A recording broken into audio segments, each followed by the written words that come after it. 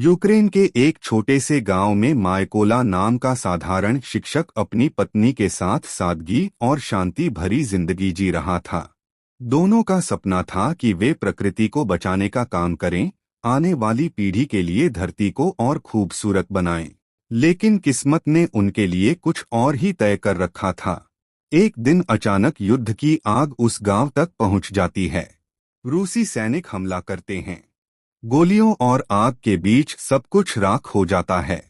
Mykola की पत्नी को निर्दयता से मार दिया जाता है। उसकी दुनिया बर्बाद हो जाती है। अब उसके पास खोने के लिए कुछ नहीं बचा, बस बदले की आग रह जाती है। यही आग उसे यूक्रेनी आर्मी तक ले जाती है। वहां उसे कठिन ट्रेनिंग दी जाती है। ठंड, भूख और लगातार तनाव में मायकोला धीरे धीरे बदलता है। एक साधारण शिक्षक से वह एक सटीक निशानेबाज बन जाता है। उसकी शांत प्रवृत्ति, धैर्य और बारीकी से देखने की आदत उसे एक परफेक्ट स्नाइपर बना देती है। उसके साथी उसे एक नाम देते हैं, the white रेवेन।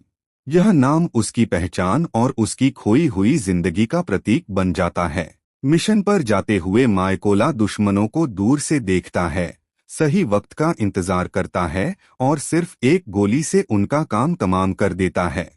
Her bar trigger दबाते हुए उसे अपनी पत्नी की याद आती है। उसके लिए यह सिर्फ युद्ध नहीं, बल्कि निजी इंसाफ है।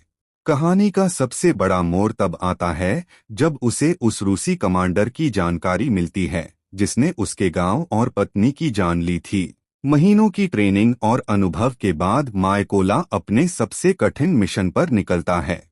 लंबा इंतजार, धड़कनों की रफ्तार और ठंडी सांसें, और फिर एक सटीक गोली। कमांडर गिर जाता है। बदले की आग थोड़ी ठंडी पड़ती है, लेकिन युद्ध अभी खत्म नहीं हुआ। मायकोला जानता है कि उसकी लड़ाई सिर्फ व्यक्तिगत नहीं है, बल्कि पूरी इंसानियत के लिए है। और इसी सोच के साथ वह आगे बढ़ता है।